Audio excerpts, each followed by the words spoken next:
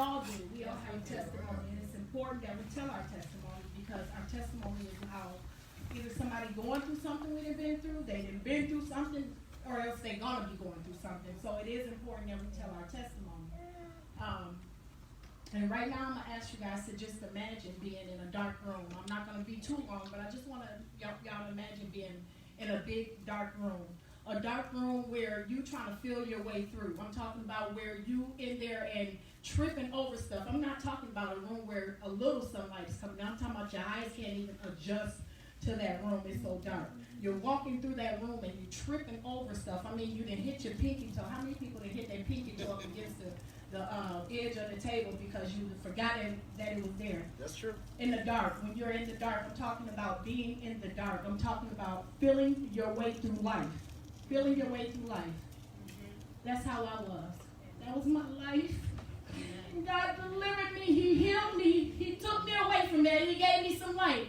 Y'all, he gave me light. I'm not going to be too long, but I just want to let y'all know I'm standing here today. I was an alcoholic. Y'all, I drunk every day. I was drunk all the time. And my kids, I had come from a hard life. I was in a household where my mom, she was a loving mom. But my mom, she invited everybody to our house. She was a drug addict. She invited everybody to our house. We had everybody come to our house. We had the dope dealers come there. We had the drug addicts come there. We had the prostitutes come there. Everybody was at our house. My mom was so loving until we even gave up our bed for some of these people. I had to call them auntie and uncle. Them was my auntie and uncle, even though they were out from the street. My mom gave us a loving heart. But stuff happened in that household. Stuff happened in our household. I was violated by people, the people that I would call my uncles. I seen people overdose.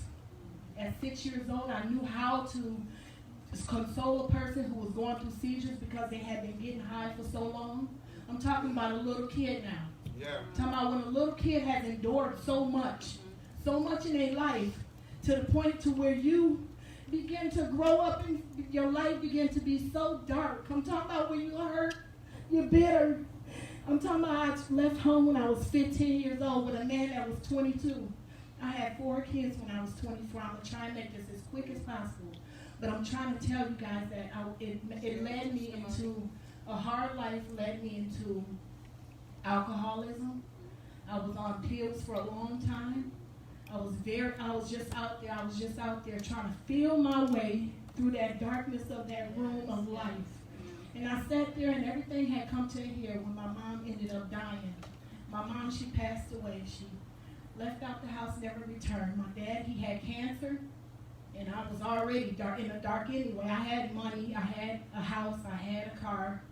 I didn't have nothing in the inside. I was so broken and I was so hurt from what all I had endured as a child. I was so hurt. Eventually, you guys, I got in this room and I wanted to call it quits. I wanted to be gone. I didn't have no hope in that room. I sat in that room, I had 60 Vikings.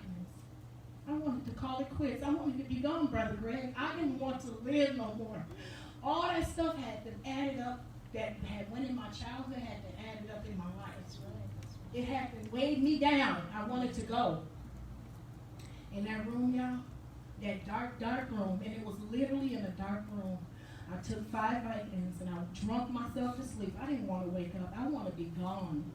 My life had been horrible. My kids hated me because I was so young. I had 4 kids at 24. I didn't know how to raise no kids. I didn't know how to, I left at 15. I didn't even get the guidance that a person would get to even go out in the streets. I left home early. Didn't have no guidance. My mom, she guided me to the best. We know as parents that we guide our kids the best we know how. I'm not down on my mom. I love her very much. But I loved her very much, but I'm just saying that it was things that was missing in my life. Missing in my life. So I got in this room, and when I took 5 Vikings, I said, I'm calling it quits. I drunk myself to sleep. But you guys, I always believed that there was a God. I always believed that, and in my heart, I believed that. I was writing letters to him. I was writing letters. I was trying to seek him. And I just want to read this letter. I'm not going to even, I'm going to read the letter. I was an alcoholic, severely alcoholic. I wrote this letter in 2008. I wasn't even saved yet. I said, Dear God, who loves me when I don't love myself? I was so depressed. depression. I was hurt. Only you. Who keeps me when I'm feeling good, when I'm not in good health? To keep me in good health, only you. Who bless my children when I'm drunk at night? Y'all, I was crying out to the Lord because I was so hurt. I said, only you, and who will give me the strength to win this fight?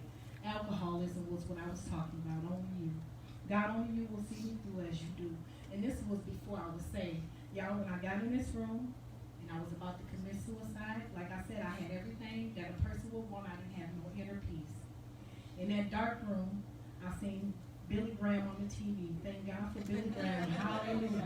Because y'all, I was high as a kite. I was trying to just go. I wanted to be gone. But he pointed at the TV. He said, you. Me? Me? I was high now. I have been begging the Lord to deliver me from doing pills and drinking. I have been begging him. It wasn't that time, but this time in this room, he said, you. He said, you've been going out every day. He said, you just like a car that's a nice car that's on the outside. He said, you take that car to the wash every day. I'm talking about Brother Brian. I was looking good. But in the inside, so broken and hurt and empty. He says, you take that car to the wash every day. And he says, but you never service the engine. It broke down, and everybody know that. It don't matter how clean the car is, how many times you take it through the wash. If you don't service the engine, what happens to that car? It's no good. Y'all, I was empty in the inside. And as soon, the moment that, as feeling through my way through this darkness, the moment he said your engine was out, something came off. Something happened, y'all. I'm talking about the Lord took the veil off. I'm talking about when the Lord come in that room and he shined that light through. It didn't matter how dark that room was. When the Lord came through, I'm talking about the light came through and saved me. Y'all, this is where you hear my praise from, I'm telling you. Because I know what it is when God frees you. He freed me in that room, you guys. He freed me. He loosed the chain. I'm talking about all the stuff that happened to me then, I can minister about now. I can help somebody out. I'm talking about when I was down and out, when I was sexually violated and all that. If a person come to me now, a woman come to me now, I can minister to her. I can minister. So what the enemy made for evil, I'm talking about in my childhood, everything that I've seen, God will turn that thing. Come on now. I say God will turn that thing around for good.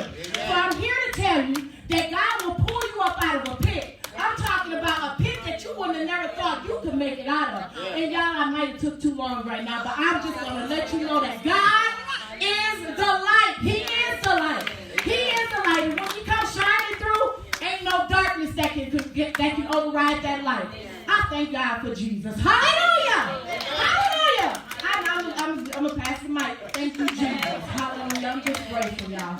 The light has shone through the darkness. Amen. Hallelujah.